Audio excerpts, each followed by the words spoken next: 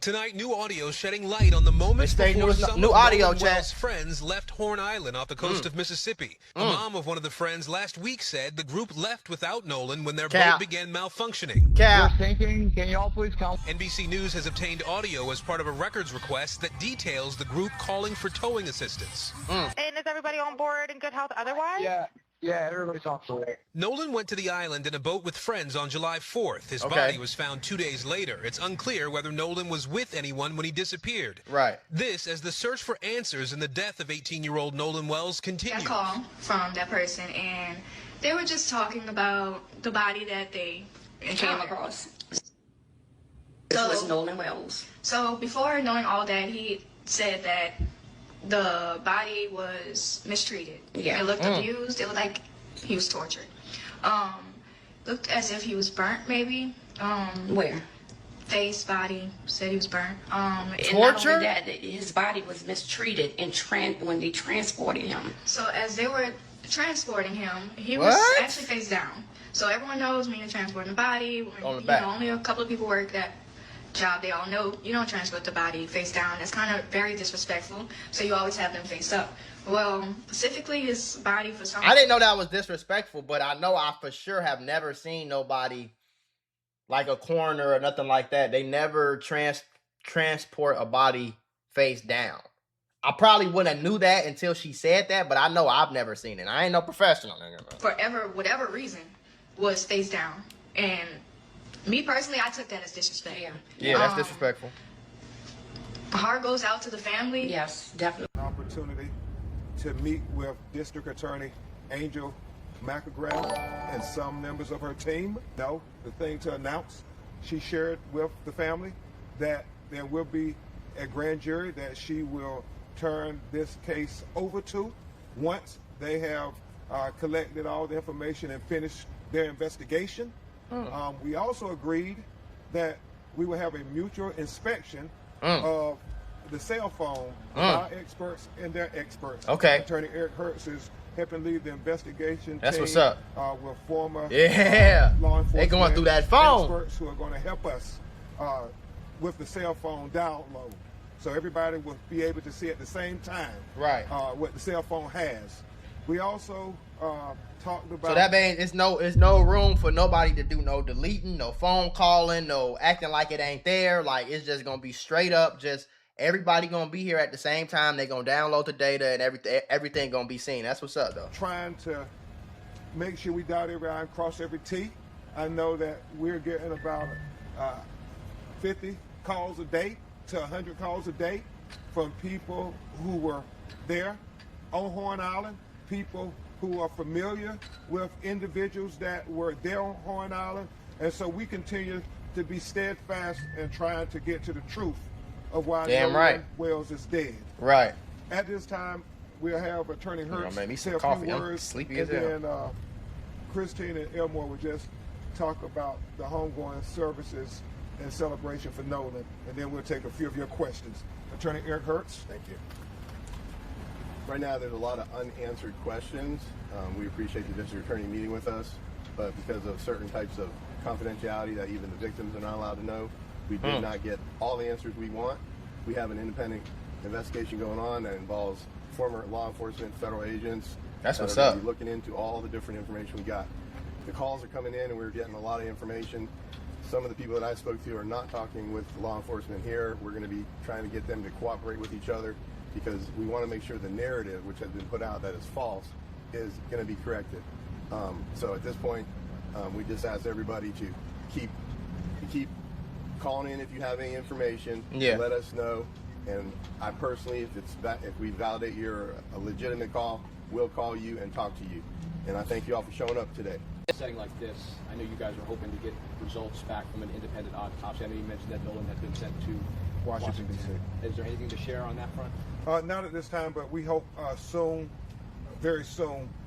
Obviously, we're concentrating on the funeral services. But hopefully shortly. I know them parents. Oh my God, bro! I can't even imagine no shit like that. You know what I'm saying? Which is Why I'm happy they have a GoFundMe, because I'm sure they can't go to work right now. I'm sure that that's completely over right now. Like, I'm sure they it's impossible. How am I supposed to go to work and sit down and do a job for 8 hours? Like, it's impossible. I got a funeral to plan.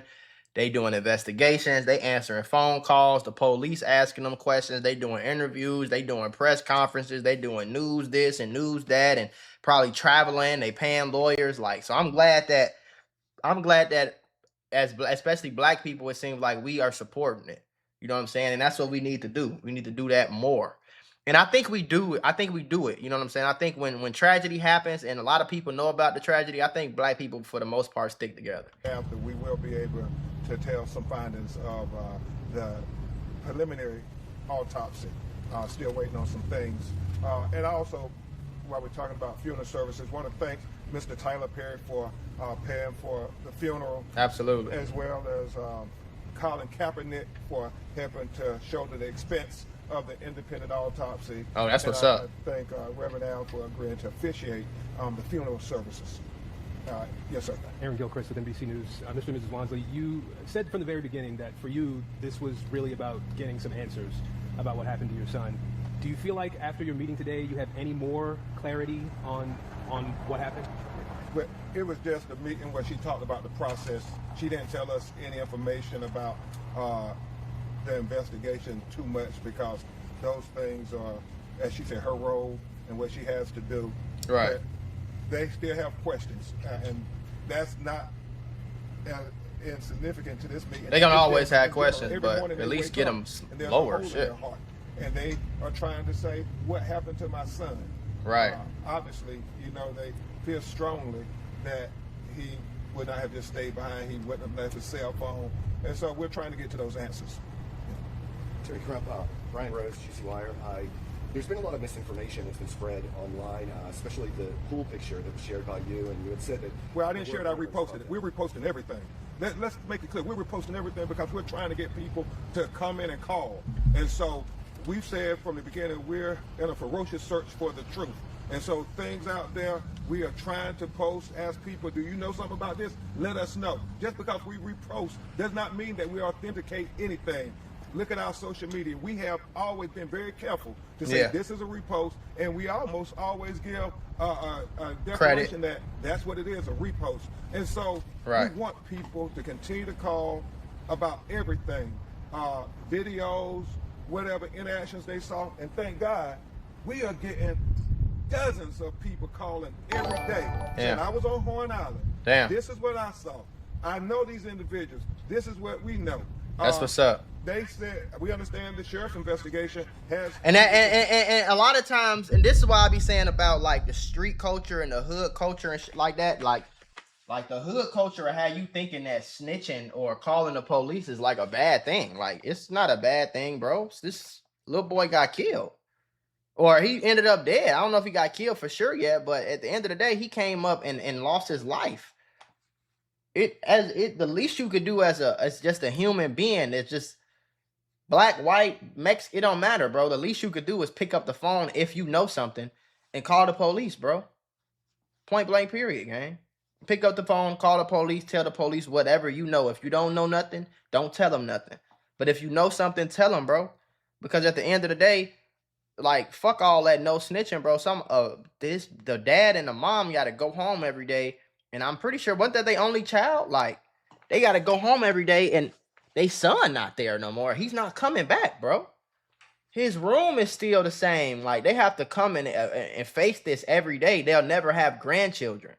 They'll never go to his wedding. I don't even think he fucking moved out of the house yet. He never went to college. I'm pretty sure this is the summer after his senior year, bro. This is supposed to be the last, I remember the summer after my senior year. This is when the last time you probably gonna see all these people for the rest of your life. This is when you know what I'm saying, make memories and do shit with different people and you know what I'm saying though? Like, and he's gone, bro. And it's a lot of questions as to why he gone. So fuck all that no snitching, bro. If I know something, don't do no crime around me, nigga. Don't rob nobody, don't hit nobody, don't shoot nobody around me, because I'm picking up the phone and calling the popo. Quick. You know what I'm saying? It just is what it is, bro. And so I'm glad people calling. That when this is presented to the grand jury, all relevant witnesses and evidence will be presented to them so that we can have a fair and impartial investigation into the death of Nolan Wells. We were very honest and candid with the district attorney, and she was honest and candid with us. Our lived experiences tell us that we must question everything, everybody's role, law enforcement role. Hell that is the lived experience of us as black people in America. No cap. And we would be not honoring the ancestors' sacrifices for us if we did not be honest every chance we got when we talked to power. Yes, sir. You mentioned the false narrative out there. Well, I've seen quite a few of those, so I was wondering if you could tell us which false narrative you're talking about so we can let people know it's not true. Was there a particular false narrative you were There's a lot of narratives out there right now, and There's a lot of narratives we're going to try to investigate all. there's a lot of narratives out there right now. I'm not going to comment on any particular one, but whenever a case this big gets in the news, people try, for whatever motivations, law enforcement or whoever, people that call in, try to set up a narrative. Yeah, that shit is so weird too. Our job is to cut through all that, and find the truth. Right. And the truth needs to be found by unbiased investigation, as well as unbiased lawyers and all the people that are out here, all you investigatory journalists and everyone else. We just ask that you keep an open mind until we get to the truth. And one of the things I will say, we are trying desperately to figure it out. And we don't profess to have all the answers, but boy, we're trying. And so when people call and tell us this is this person, and then we get somebody saying that, no, this isn't that person, we're trying to balance it all. So we want to even be more careful ourselves to make certain that we're trying to get people to come forward. And there are a lot of people who have different perspectives. We're getting that just from the phone calls, that people who were there at the same time are saying different things. But we're going to get there. We're going to get to the truth. So first, I just want to say my deepest condolences to you, Christine, and Elmore. My heart hurts. I'm bringing the guilt, WLOA, spirit home. But I want to go on and ask you, Attorney Ben Crump, you say that you were talking about the process in there with the DA. Were any affidavits or possible prosecutions or criminal actions presented to her to be signed eventually, or do we know? Yeah, and as she said, her role is confidential at this point so she can maintain her prosecutorial independence. Obviously, I stressed to her very strenuously to say, we want you to zealously, you and the Sheriff's Department, to zealously investigate this matter. And Christine and Elmore share their life experiences too. We know through our lived experiences, our life experiences, and she said that's not how our office operates, but we know in America, in the South, certain people are investigated differently. And we shared that with her. We didn't, ask that she understand our perspective, but we said we should mutually try to understand each other's perspectives, where we're coming from. And we agreed that we would try to do that. Supposed to get it back Friday? Well, no. Yeah, what happened to the autopsy? Because I thought the autopsy was supposed to come last week, but I ain't really hear nothing about that. I had looked into it, but I didn't see nothing. So I just went on with my reactions, but I didn't see nothing. Like we said, we're waiting, let the doctors do what they do. They ain't got their autopsy back neither. So we're trying to get it right. And when we get it, we're going to share it. Yes, ma'am. On Friday in the press conference, you said that you hear on the video Nolan saying, yes, my freaking phone, what are you freaking doing? That's what a witness told us, and that's what we reported out. Then another witness had come forward and said, no, that was his voice. We have other witnesses who said there were other altercations. So as Mr. Hurt said, we're trying to go through it all and so forth. And we'll be even more careful to say this is what a witness told us in the future. And so your team hasn't been able to fully into that to confirm whether it was or was not Nolan? No, we have audio people doing it, but we know certain people said it was him, and then certain people said it was not him.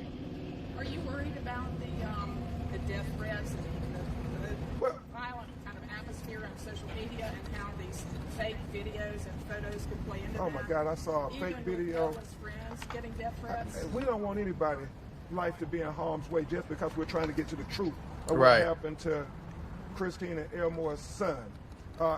We saw fake videos about AI-generated videos of Christine, and it's just god-awful as they're grieving and trying to fight for the truth that they People also just have weirdos, deal gang. with these fake videos attacking them as they are just trying to literally bury their son next week. Literally. But Y'all, it's crazy to me how a bunch of racist motherfuckers be so mad at a black family for trying to figure out what happened to their son. Why is that a problem? I don't understand that. I think that's what every parent would do. Wouldn't every parent be like, nah, this is something fishy over here. I'm finna figure out what the fuck going on. You know what I'm saying? Wouldn't every parent, black, white, green, wouldn't every parent do that? Your son came up dead and it looked weird as hell. Wouldn't you be trying to figure out what happened to your son? Or you would just, but it's like they just want black people shut the fuck up and go bury your son. Who cares about that? Who cares about that little boy? That's how they everybody. That's how they move, to gang. say that we can go through this journey together for the truth. And even though we may have different viewpoints, we can all agree that everybody wants the truth. And nobody, life should be threatened for seeking the truth. Nobody should be, presumed accountable until we have evidence. His mother and father only want, and Christine has said it multiple times, she only wants what you would want if this was your son, if Exactly. this was your daughter. Wouldn't you want desperately to get to the truth? Wouldn't you want people who were closest in proximity to what happened to answer questions? Yeah. Investigated and thoroughly investigated. We know that, if it was Nolan, how would he be investigated? Exactly. So, one last question. Really quickly, just curious about the dynamic that you guys have had, Christine and Elmore, with law enforcement up until this point. Have you all been able to speak with the sheriff, any of the lead investigators, since what happened last week? So that was actually clarified in today's meeting. The DA's office wanted to take over that communications because they do have a victim advocate, which I appreciate, but of course that wasn't what she, took responsibility and accountability for. But we were not communicated with that information. So for us, like I said before, the last time we actually spoke to someone with the Sheriff's Department was last Tuesday. That was via text message that I initiated, just asking for an update. So that's the biggest thing is, I appreciate that she took accountability for saying, hey, that was actually our doing. But, we have a setup now, and so the hope is that we'll have that open lines of communication. So you feel like this was useful And today? Attorney Hertz has a comment on that there. Let me just say that under the law in Mississippi, a victim is entitled within, I think it's 72 hours to get an incident report and to have certain information shared. That didn't happen? More than 72 hours, and that's part of the meeting here today to start getting the incident report and all that information that we came here to collect, as well as listen to the district attorney and what she had to say. Did you get that report? No, not yet. We are working with them to say there need to be better communications with the clients and so forth. So the big things that we know, there's going to be a grand jury into the death of Nolan Wells, and number two, that we're going to have a mutual inspection of Nolan's cell phone. We just want to make sure everybody else's cell phone is also being downloaded. Hell yeah. Yeah, I mean, everybody's cell phone should be downloaded. Everybody's cell phone need to, you know what I'm saying? It's honestly, bro, it's taking too long, if you ask, in my opinion, bro. It's taking far too long for y'all to figure out, you know what I'm saying? It's like, it's taking too long, gang. It's taking too long. It's already been 10 days. You know what I'm saying? I know autopsy report. I don't know. I'm not even gonna say no. I don't know. I don't know how this shit work. I ain't never been a doctor. I ain't never been a lawyer. I ain't never been a police. I ain't never been an autopsy. I ain't never been none of that. So I don't know.